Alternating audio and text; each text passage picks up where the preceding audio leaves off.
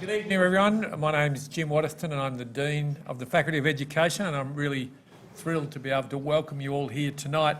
Can I start by acknowledging the traditional owners of the land upon which we meet tonight, the Wurundjeri people of the Kulin Nation, and I pay my respect to elders past, present and emerging, and extend that respect to any Indigenous people who are present tonight. I have to say that when you give an acknowledgement of country, sometimes it's a bit perfunctory, and we all do it, and we just do it at the start of whatever event we're in.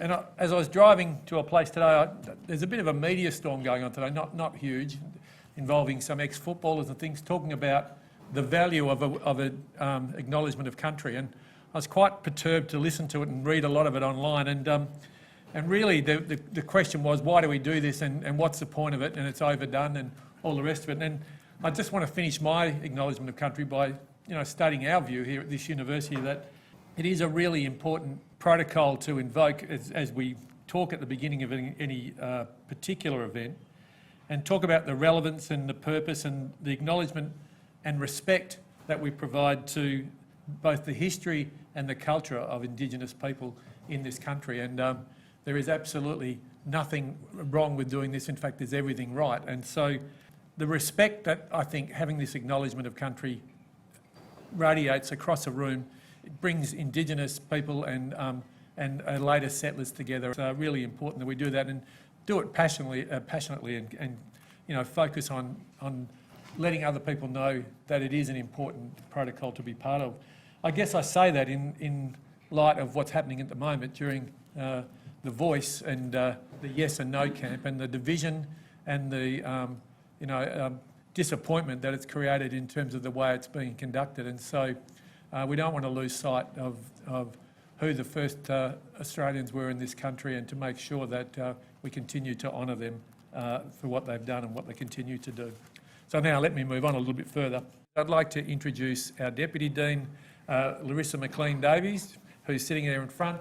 She does all the work and I take all the credit, but tonight she will be proposing the vote of thanks. So I just want to introduce her first so that you know when she comes out who she is and how very important she is to this organisation. So welcome, Larissa, and we look forward to you doing that.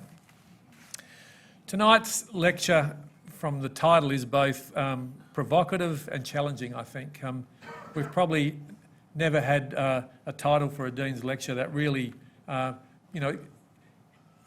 looks at where we're going in terms of climate change in this planet, and brings it together with a schooling sector in crisis. And so it's provocative because of the title, but it's very challenging because the title is probably very apt to where we are right now in our time on this planet.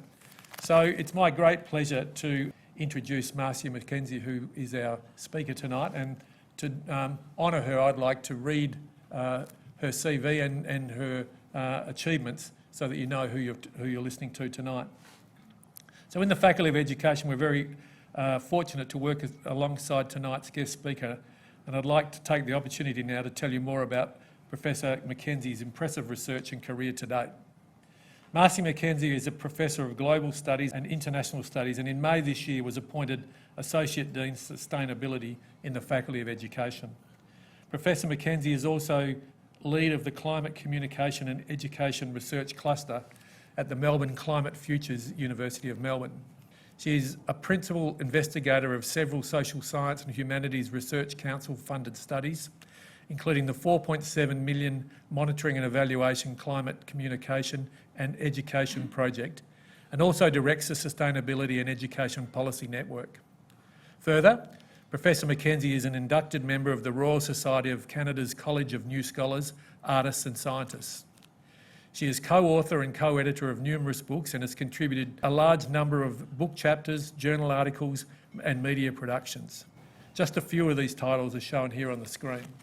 Notably, she has also authored or co-authored 7 UNESCO reports since 2019, such as the report Learn for Our Planet in 2021.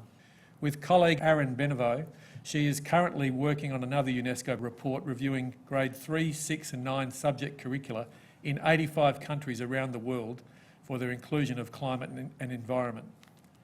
It is very timely to also announce that just a couple of days ago, a new policy, the Environmental Sustainability in Schools policy has been released by the Victorian Department of Education, which was developed in partnership with the Faculty of Education and support from Melbourne Climate Futures at the University of Melbourne. Marcia was instrumental in the development of this policy, and I believe she will talk further about it in her presentation. I would also like to take this opportunity to welcome key partners on this policy who are joining us here tonight. James McCluskey from the Department of Education and organisations and people that provided close consultation and input on the policy, including Cyrell Field from Resource Smart Schools at Sustainability of Victoria, Brett Fraser from the Victorian School Building Authority, and we also welcome school leaders, teachers, students and community members who also provided input and may be in the audience. Thank you for being here and for your support. In all, Professor McKenzie's research includes both theoretical and applied components at the intersections of comparative and international education, global education, policy research and climate and sustainability education, including in relation to policy mobility, place and land and effect. We're delighted to have had Marcia join the Faculty of Education in 2021 as a globally leading scholar in education policy and climate and sustainability education. I now invite you to join with me after this very long introduction in giving a very warm welcome to Professor Marcia McKenzie to deliver her Dean's Lecture, Education for a Planet on Fire, Schooling in the Climate Crisis.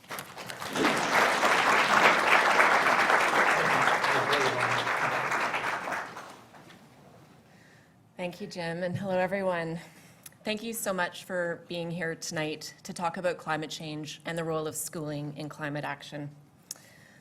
I'd also like to acknowledge that we are gathered tonight on the unceded lands of the Wurundjeri people and pay my respects to elders past, present, and emerging, including Indigenous colleagues and students here tonight. Indigenous communities around the world are on the front lines of experiencing the worst of climate impacts, including the upstream social and health implications of extractive industries. Indigenous peoples are also leading climate action around the world, including through organizations such as Indigenous Climate Action, Idle No More, and SEED, an Indigenous youth-led network here in Australia. It is also important to recognize the suffering and spectre of extinction we face in the climate crisis builds on a long history of colonialism and genocide, and that climate change is a continuation of that versus a new threat to many people on the planet. As Métis scholar Max Lebrun suggests, climate change is colonialism. It is a violent enactment of colonial land relations. I want you to act as you would in a crisis. I want you to act as if our house is on fire, because it is. These words were spoken by Greta Thunberg at the World Economic Forum in Davos, Switzerland, a few months after Thunberg and then many others started school striking for the climate in 2018. I took this photo here a few weeks ago of my nephews watching as the McDougall Creek wildfire in Kelowna, British Columbia, spread along the lake. Before the fire jumped the lake and we had to evacuate from my parents' home later that evening. 200 homes in the area were lost. Our experience of pulling pictures off the walls, quickly packing up favorite things, searching for gas at empty pumps, and hurrying to leave the city before the roads out were blocked by flames. It was frightening, and an experience that has become all too common. In the Maui wildfires in August, over 170 people were killed and more than 2,000 structures were destroyed. New York City has been engulfed in wildfire smoke. It has been the hottest summer and fall on record for parts of Asia and Europe. And of course, recent Australian bushfires caused extensive structural damage, as well as the loss of human life and over 3 billion animals. Hurricanes and flooding are likewise causing massive impacts and loss of life, including here in Australia. Here is a list from this September alone, with over 20,000 people now missing or dead from the recent flooding in Libya. It is too much to keep track of, and the future prognosis for climate losses around the world is even more bleak. The latest Intergovernmental Panel on Climate Change, or IPCC, report again emphasizes the rapidly closing window of opportunity to secure a livable and sustainable future.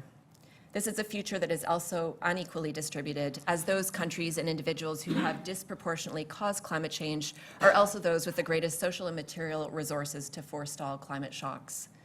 This uneven distribution of futurity, as American geographer Kevin Grove and colleagues has described it, is a key injustice at the heart of climate change. We know the challenge and what's at stake, and we have the collective means to avoid the worst prognosis. So why aren't we taking the political and institutional action needed to enable a livable planet, including for all young people, into the future? The Last of Us is a PlayStation video game released in 2013, which has sold around 40 million copies globally. It was adapted into a widely viewed HBO TV series this past year. It's set in a future 20 years after global warming caused by climate change led to a fungal pandemic that wiped out life on Earth as we know it. While fantasy, this also now seems quite imaginable. Predictions are that global pandemics will continue to increase in frequency and severity as climate change and other ecological disruptions of habitat lead to new interactions between humans and other species. This show is one of the latest additions to an exponentially growing field of apocalyptic storytelling about climate change in our games, shows, novels, stories. Watching The Last of Us, I wondered, does this mean that many of us have now become resigned to a catastrophic climate future? We increasingly rehearse it in the stories we tell ourselves and young people. While born out of the realities we collectively face, and in some cases intended as warnings, we ingest these imagined futures and they become part of how we see and narrate our lives and actions, or lack thereof. But perhaps this is progress, a sign we are collectively grieving lost possible futures. Colombian public installation artist Doris Salcido creates visual works that attend to missing, murdered, and forgotten victims of violence in Colombia and elsewhere. Years of perpetual violence had led to the absence of mourning in Colombia, candles no longer lit for victims because there were so many victims of the violence. Through work such as this, which brings into vision the many victims of Colombia's political regime, Salcido has worked to draw people out of states of anesthetized disremembering. Her exhibits call people to mourn, to attend to painful absences, to address the apathy from too much suffering. As Nathaniel Rich asks in his climate fiction novel, Odds of Tomorrow, in the face of the knowledge of climate change and its catastrophic implications for human and planetary life, what kind of futurists do humans become? Can we remember or attend to lost possible futures in ways that shift the present? A decade ago, American sociologist Carrie Norgard undertook groundbreaking research on climate change denial. Through ethnographic work across several countries, she showed that it was not just outright denial that was an obstacle to political action, but what she called implicatory denial. Rather than the literal denial of climate change skeptics, in this case, it is not understanding or belief that is lacking, but the political and moral implications that follow from that knowledge. In other words, implicatory denial occurs when people believe that climate change is happening, but look away instead of taking action, which she calls living a double reality. Norgard found that it is too little emotion, or inversely too much emotion, that leads to this type of climate denial. For example, we can't face thinking about a world that won't be habitable for our children and grandchildren, so we turn away and busy ourselves with something else. Or inversely, we think it is mainly a concern for people living elsewhere versus our loved ones, and so we also turn away. Whether climate change is considered a problem or not depends on whether it is inside or outside socially defined limits of concern, as Norgard says. This social shaping of our understandings and thought patterns has been termed the social organization of denial, in which we learn what to ignore and only then does it seem irrelevant to us. Culture shapes such social organizations through assemblages of values, symbols, stories, rituals, and worldviews, including through emotion and affect. In the case of climate change, individuals collectively distance themselves through cultural norms of emotion, conversation, and attention, such as being cool, tough, or smart in conversations on climate change. And also through an existing cultural repertoire of strategies, such as the perpetuation of national or colonial narratives that are incongruent with action on climate change, such as understanding Australia as a natural resource-rich petrostate. Power and politics drive the habits of attention and action that constitute these social norms. In a recent book, British researcher Sally Winthrop suggests that the roots of the climate crisis lie in part in a psychology of exceptionalism, which she argues became more pervasive due to the spread of neoliberal politics globally over the past half-century. This includes characteristics such as seeing oneself or one's group as ideal, as entitled to the power and possessions one craves, and not feeling morally troubled about this. Winthrop describes this as enabling increasing numbers of people to live in group denial, in bubble-like psychic retreat from reality. This group denial is often along the political party lines, with research finding that political affiliation and political ideology are the most significant predictors of climate change belief and action. For example, still only 60% of the United States population believes climate change is mostly caused by human activities, with recent Gallup poll findings showing a widening gap between Democrats and Republicans on this, as we can see here. Other countries also have growing segments of climate contrarianism and other forms of science denial, including along political party lines. In Australia, sociologist Bruce Tanter and colleagues have found that Liberal and National Party supporters are less likely to accept the scientific consensus on anthropogenic climate change than those who identify with Labour and Green parties. Political polarization, including on climate change, has been linked to a range of factors, including increased globalization and economic disparity, a growing financial elite and associated think tanks, and misinformation shared through social media platforms and communities. For example, contrarian blogs and social media sites have been found to be linked to the funding flows and messaging of prominent climate denialists, think tanks, and private donors, with public perception on climate change in part shaped through these digital spaces. In addition, we're also seeing a re-emergence of eco-fascism, which uses climate change and environmental issues as an argument to propose xenophobic and racist social policies and actions, as we see here. Part of the challenge of education and climate change, then, is the wide range of public views on whether it is a concern and to what extent, if any, urgent action is needed.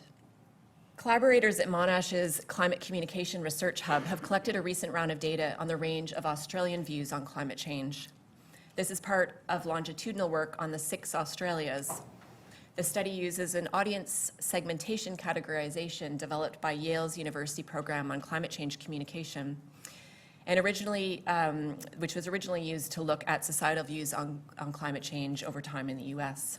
As you can see here, Australia overall now has about 60% of the population alarmed or concerned about climate change, with a correlation between the extent of concern and the actions people are participating in, such as voting practices, contacting politicians with concerns, participating in environmental campaigns. Still 40% are either cautious, meaning they believe in climate change but don't think it will affect them, disengaged, meaning they haven't thought much about it, doubtful, meaning they either don't believe in it or don't think it's human caused, or dismissive, those who actively are engaged in countering climate action. It also varies by age, with a recent global study by psychologist Carolyn Hickman and colleagues finding that while over half of young people aged 16 to 25 think humanity is doomed due to climate change, there is still a diversity of views on how worrying the issue is and to what extent action is needed, including in Australia. Despite the majority of youth being very or extremely worried, there is also a portion that are not worried or only a little worried, though lower than the general population, as shown in the 6 Australias research. In responding to questions about their emotions in relation to climate change, over 65% of Australian young people report feeling sad, over 50% feel hopeless, over 60% are anxious, over 65% are afraid, over 40% report being in grief, with only 30% reporting feeling optimistic about climate change. Over 30% also said their worry about climate change is impacting their functioning on a daily basis, with over 60% of Australian young people saying government is not taking their concerns seriously and is not doing enough to avoid climate catastrophe. So what are the possibilities for schooling for the future given these conditions? We know there are a range of views on climate change across young people and even more so in the population more generally. While data are not yet available for broken down by state or by rural urban communities or by Indigenous and non-Indigenous identities, given the role of political and group identity on views on climate change and what we hear from schools and communities, climate change responses do vary by region and by school community. Some places we know have a range of views among students and families. Others are situated in regions that tend to be more alarmed. Other schools are in regions that are where the population is more disengaged and dismissive. Despite the scientific consensus on the changing climate and the urgency of action, an average of 20% of Australians still do not see a need for climate action. Many more are very worried, angry, hopeless. Many young people are also struggling to find meaning in learning skills like numeracy and literacy given their uncertain future. The main approach to climate education so far has been to pepper in some climate change facts on top of the regular curriculum, particularly through science subjects. This has been inadequate for the job of a planet on fire. It also stands to only increase levels of student anxiety and hopelessness without broader climate leadership by schools and communities. It was this kind of approach that contributed to widespread school strikes for the climate, which started in late 2018 and are ongoing.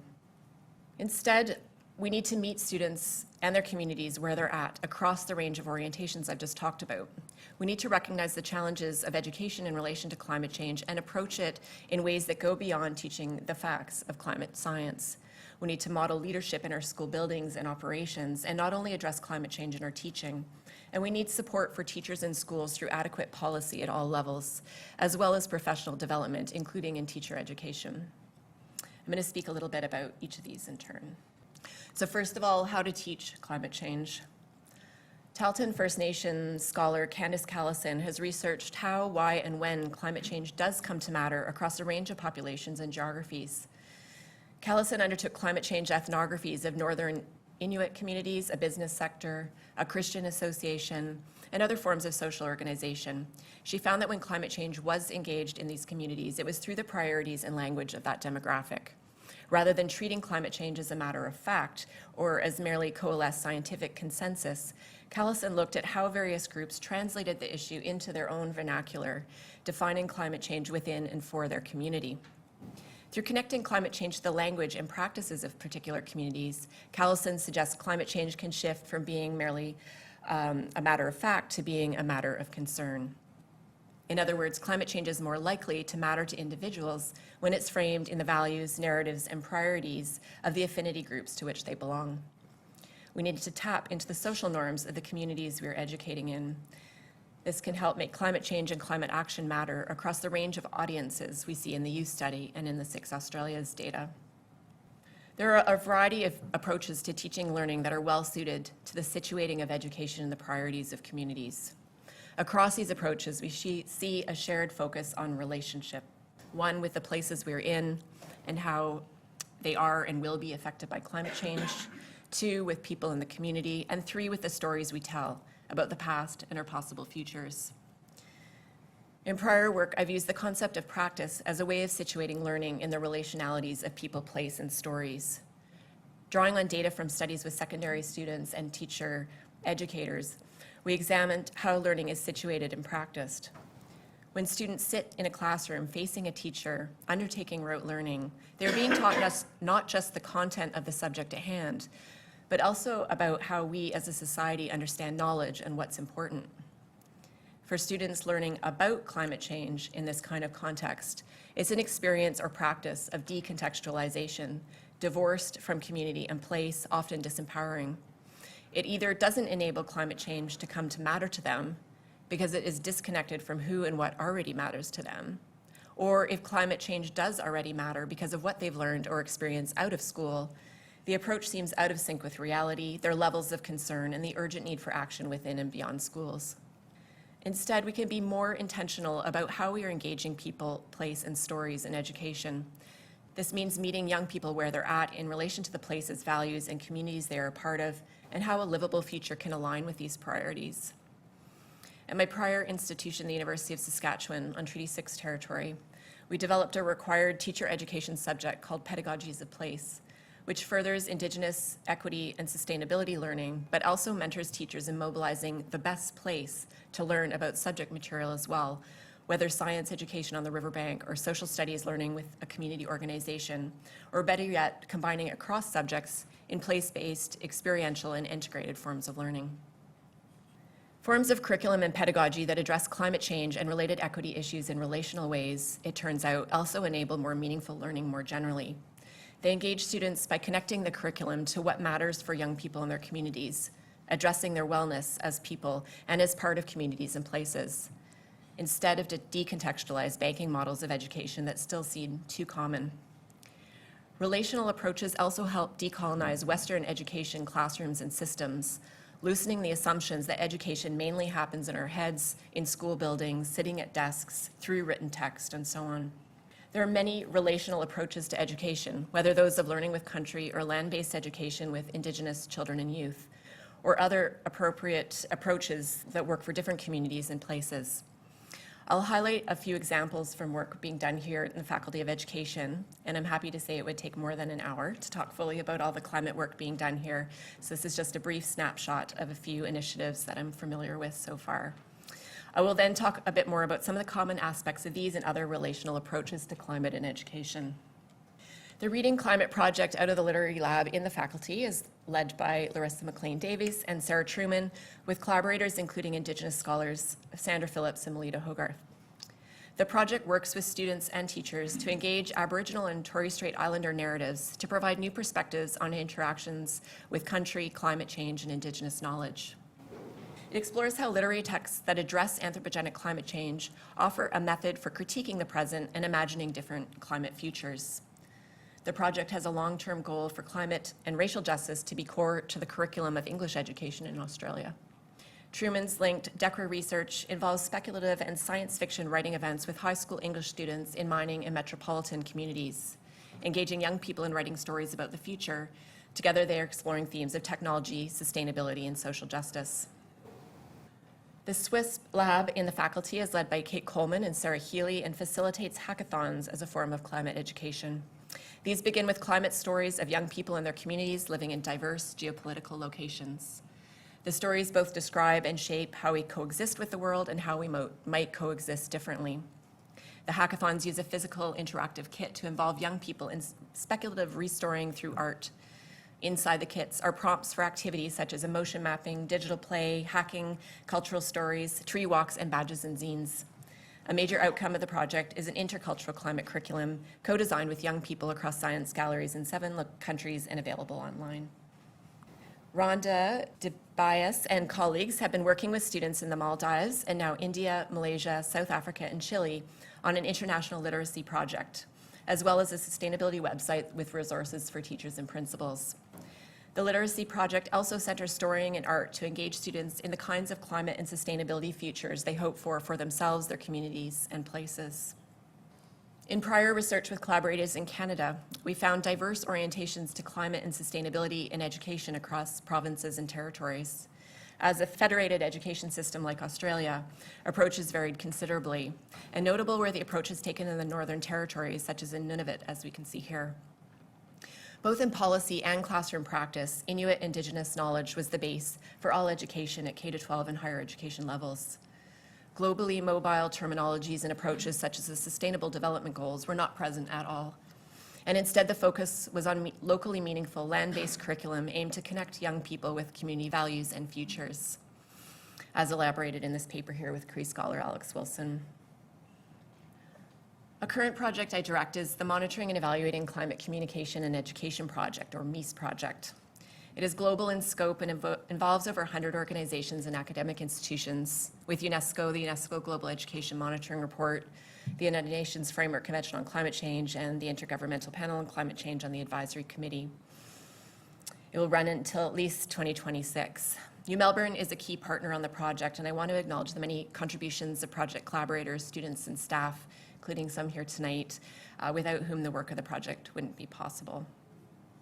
Within the project, there are 3 main research components, and one is funded case studies. We have funded 20 so far, with another call to come out towards the end of the calendar year, if of interest.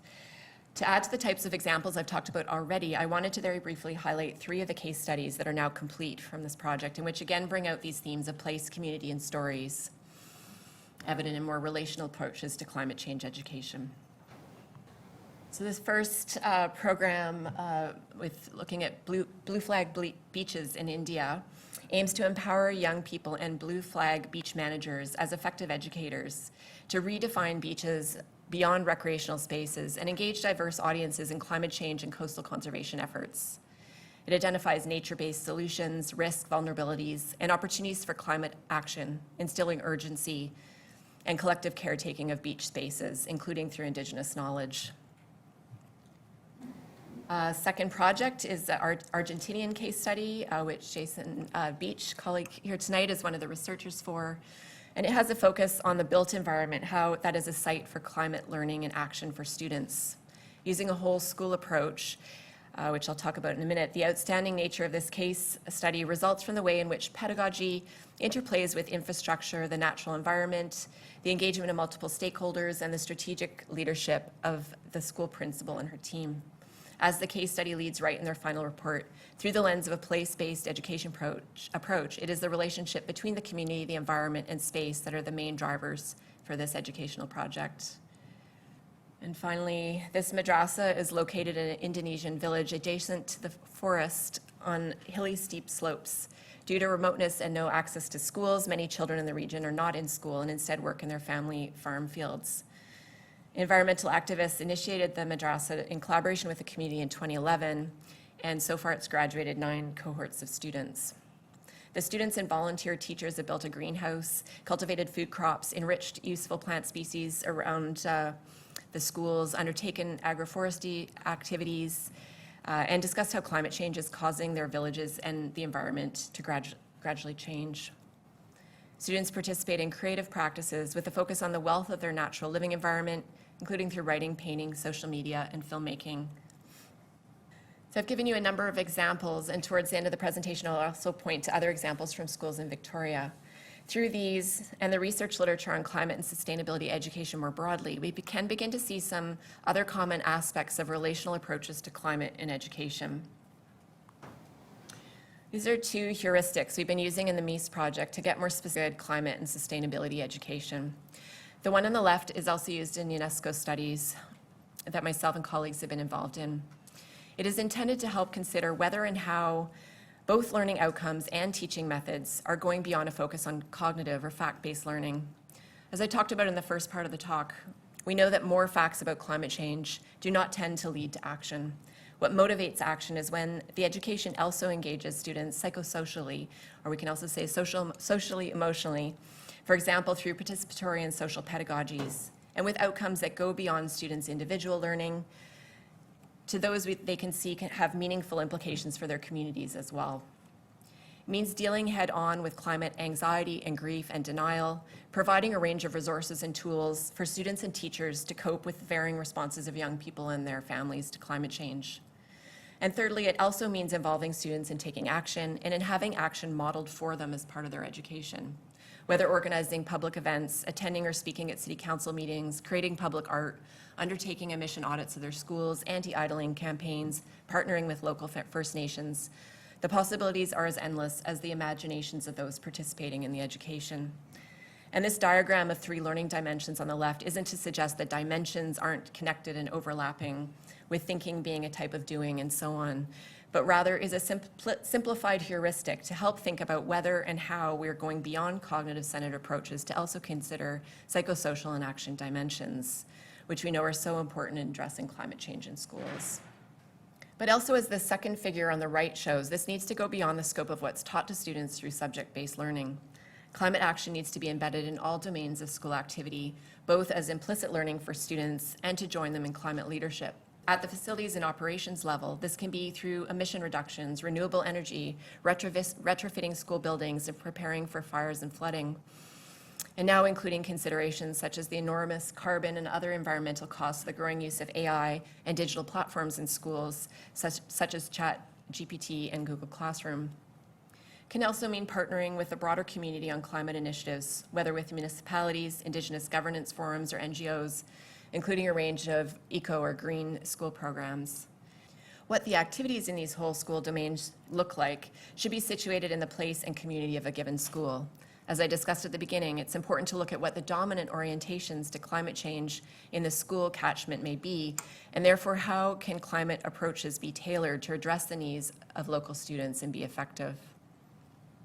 In addition, local cultural and geographic considerations should also be reflected in the climate activities, as we saw in the examples, and how the curriculum is brought to life at a given school.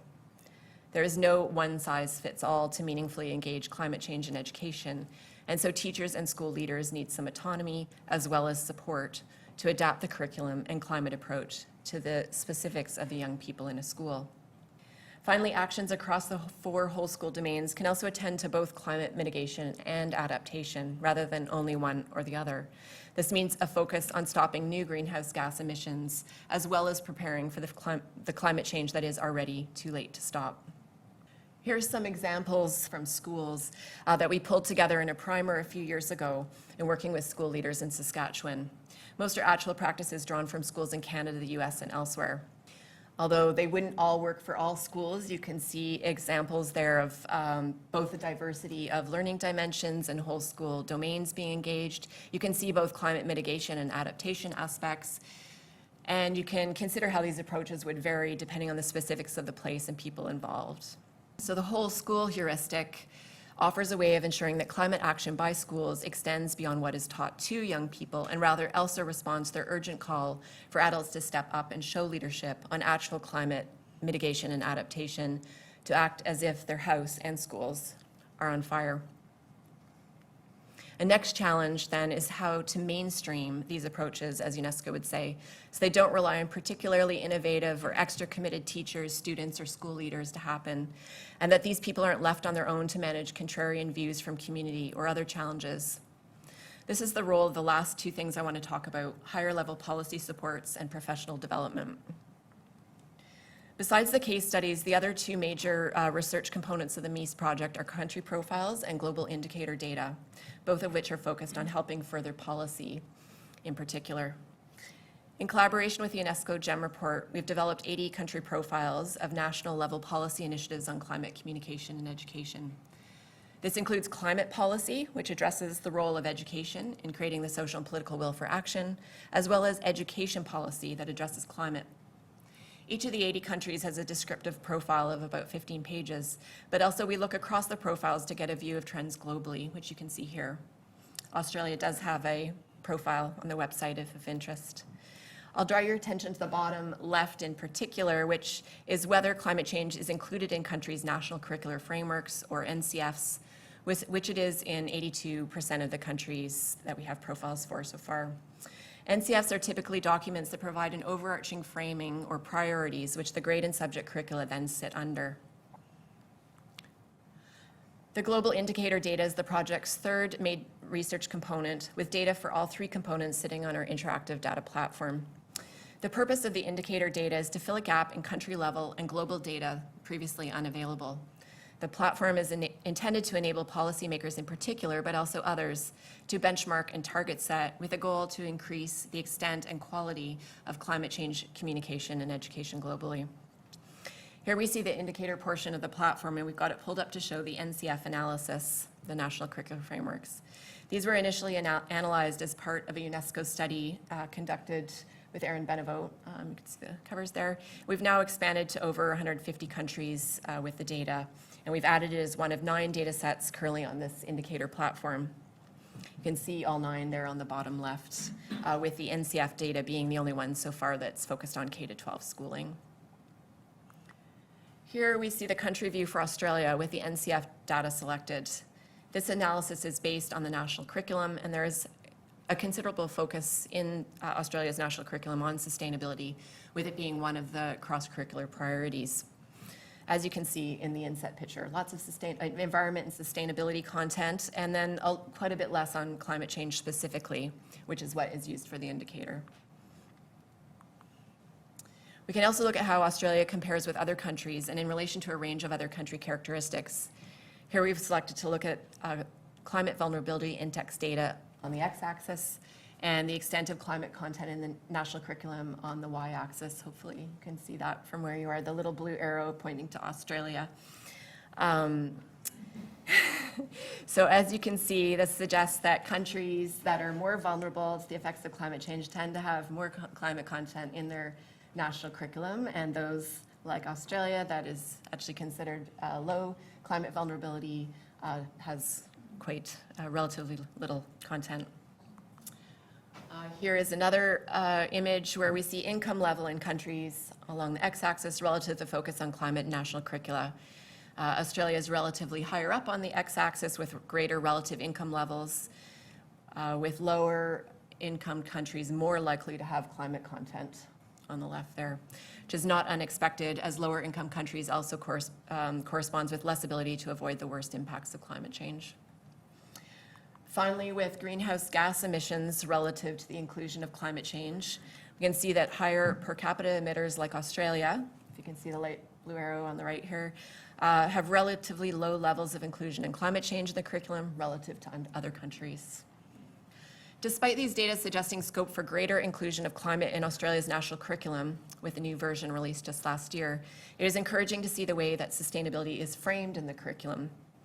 You can see the connections with what I talked about earlier in terms of the importance of social organization or worldview in people's orientations to climate, and also the emphasis on future thinking, as well as the importance of equity in addressing climate change. It is also good to see a focus beyond individual actions to business, community, and political action. Elsewhere in the curriculum, it talks about the importance of a focus on place in how we address climate change. The current UNESCO study we are doing focuses on subject curricula in particular years, and this is grade 9 data, which is what has been analyzed so far. This shows that across the 85 countries in the study, there were 533 subject curricula analyzed, an average of about 6 subjects per country or state in the case of federated education systems. Of those, almost 70% have no content on climate change, and you can see the distribution across the rest. When we look at the 3 learning dimensions I discussed earlier, on the right here, you can see that most of the climate content in subject curricula globally has a cognitive focus, either in the learning outcomes or the methods used to teach the content, such as learning the facts of climate science or analyzing themes in news reporting, for example. Here we look at Australia's Year 9 subject curricula with 4 states or territories using the national curriculum. This shows the number of mentions of climate change in the subjects analyzed for the study, which is currently about 4 subjects per jurisdiction, with these being core science and social studies subjects. On the right, we see a breakdown of this by learning dimension when there was enough detail to categorize it. That's the numbers being a little bit different. So 5 out of 7 jurisdictions have included some content addressing the psychosocial aspects of climate change, and only 4 have content addressing climate action. Here we see a few quotes from various subject curricula, with verbs highlighted to show the focus on cognitive activities and outcomes, such as investigating, identifying, planning, and so on. We don't yet have data on what is happening for policy supports across other whole school domains beyond teaching and learning in Australia or globally. However, we do have examples of higher level policy activities across these domains from research in Canada and elsewhere, as you can see here. So this is different than the figure I showed before, which was school activities. This is examples of activities that are higher up, departments of education at the national level or school divisions or regional jurisdictions. So these examples include policy and professional development support, such as having dedicated sustainability staff, having funding available for schools to undertake climate action initiatives, developing state eco-programs to support schools, and so on. In Victoria, there has been a prioritization of climate action by state government, which has led to policy activities such as the recent release of a climate adaptation action plan, which was very excited when I came here to find out that there was an education and training portion as one of the 7 priorities of the plan. This has a detailed plan itself and a range of activities to be implemented in the education sector by 2026. Predating this initiative was Sustainability Victoria's program, Resource Smart Schools, which has been an international example of a type of eco or sustainability school program that supports schools on sustainability action, mainly in the operations and facilities domain, as you can see by the examples there from their website, but also increasingly across other domains too. The Victorian School Building Authority is also doing some great work, for example, with all electricity in Victorian schools to come from renewables by 2025. In recent research, we've identified the important role of policy supports inside and outside of education policy bodies, and also across each of national, state, regional, and school levels, which really helps ensure that we then see it show up at the school level. One of the items in the state's Education and Training Climate Adaptation Action Plan is the development of an environmental sustainability policy for schools. With funding from Melbourne Climate Futures here on campus, we've been able to work with the Department of Education on developing this policy over the last few years, as Jim mentioned. And a big thank you to the cross-campus team and research assistants that collaborated on this from our side, with particular thanks to Gina Krywald and Rebecca Spratt for their extensive work on this. And it's been great working with department staff on this partnership project, as well as with Sustainability Victoria, the Victorian School Building Authority, and the many other entities, schools and youth that participated in consultations feeding into the policy development. And I was very pleased when James emailed 2 days ago to let me know that the policy was just released this week. And here it is. You can find it on their website. There's a QR code. It's intended to be a resource for schools, for school leadership, teachers, students, communities, to help plan climate and sustainability action along the lines of what I've been talking about tonight. The materials include a range of guidance on holistic and whole school considerations, case studies of what local schools are doing, and a range of resources, such as a detailed video and a planning template. To give you a feel for this new resource for schools in Victoria and beyond, we have a short video produced with NCF funding and with thanks to Polygraph Productions. So I'm going to hopefully play that.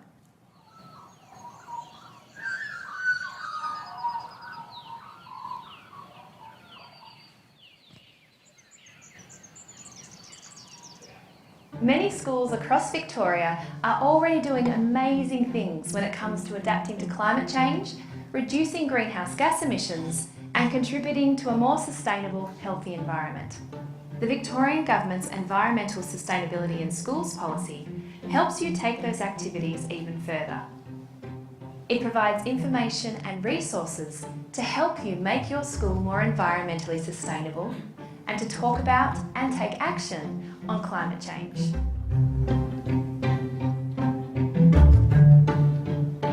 The policy provides a framework for how schools can plan, implement and monitor sustainability action across 6 priority areas. These include school leadership, teaching and learning, facilities and operations, and community partnerships. It also prioritises student-led action and voice and Koori perspectives. Environmental sustainability can inform activities across all 6 priority areas. Every activity is an opportunity to engage with students and acknowledge the unique spiritual and cultural significance of land, water, and all that is in the environment to Aboriginal people and traditional owners.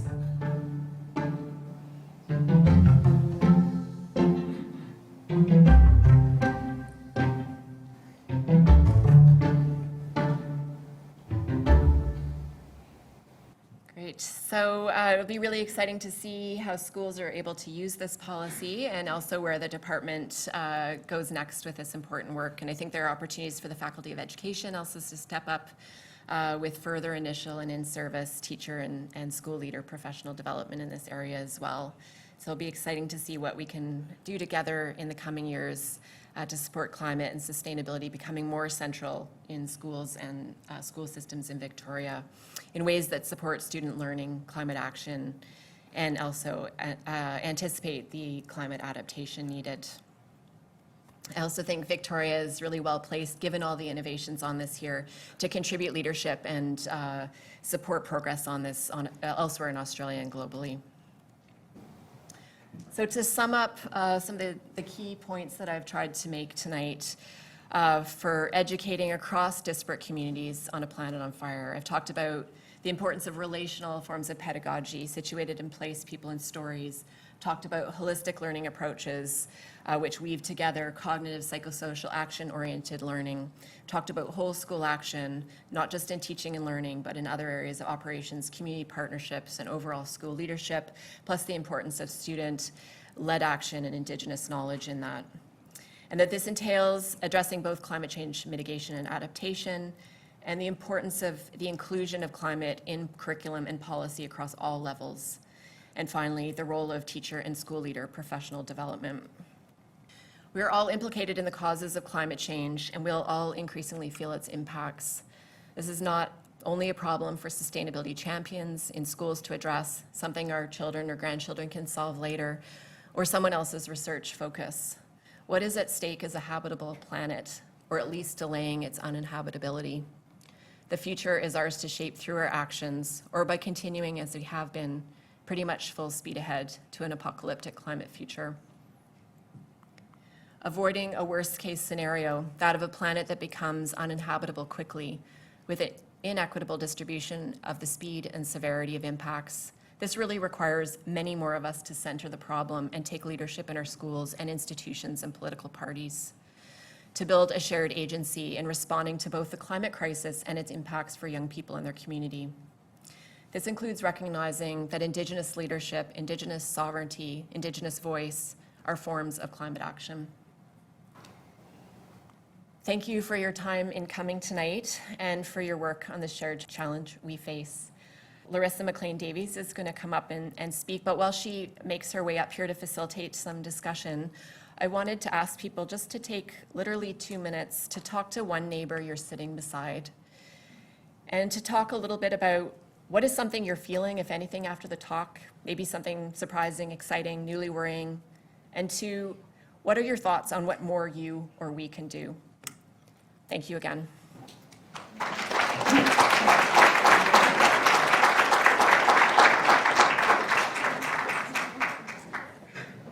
Could you join me in thanking Professor Marcia McKenzie for that?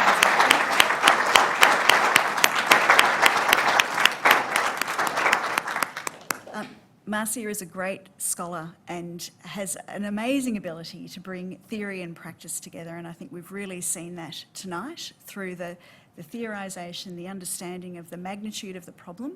When we came into the lecture tonight, the notion of a world on fire, I'm sure that, like me, you felt somewhat anxious. It is a time that we should feel very affected and very anxious. And Marcia has taken us through the journey and the great significant imperative for us to act, for all of us to act, and the connections between climate justice, racial justice, the role of Indigenous knowledges in seeing a way through and drawing on and understanding this situation, the way that we can work forward. I felt that I was on a roller coaster ride, both the challenge of the magnitude of the problem, the possibility. I think there was a great line that said, let us think about a way forward, imagine a possible future, something that we might have lost from the past. How do we move from the facts to actually concern about the facts? We've been given lots of tools to think about that tonight, but it seems to me that what we've heard is it has to be an entire system-wide approach. And I guess to go to our last question, education has yet to do the work that it can do in this space. So it is both has been part of that colonial enterprise, it has been part of the education that hasn't served the planet well to this point, but has the opportunity now through this work to serve it in an entirely different way and to change the future. So I want to thank Marcia for her incredible generosity, for her insight and wisdom, for years of research that have been distilled for us in ways that we can see a way forward. And I guess what we see here is the importance of partnerships, many partnerships between government, between teacher educators, between researchers in seeing a solution, a way forward for this problem. So I hope that, like me, you feel empowered to move forward and think about our own life. And I think of that wonderful framework of relationality, place and story that was shared with us tonight, a rethinking of pedagogy. And if we leave tonight thinking, what is the relationship that I will broker? What is the place and what will the context be through which I can do this work? And who are the people, who will I speak to? What is my context and what is the story that I'm going to tell and be part of? Then I think we will move forward in a productive way in a time of absolute need for us to pay attention to the climate crisis. Thank you, Marcia.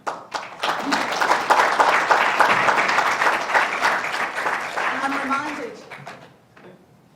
The Dean reminds me of the gift. We have both a trophy for our Dean's lectures, a trophy for this really special occasion, and also a beautiful work of art here from Dixon Patton. So thank you so much. Okay. More Dean's lectures in the series, so I'm sure that there'll be ways that you can connect, and we'll try not to swamp Marcia at the bottom too much with those extra questions, but enjoy your evening and safe travel home. Thank you.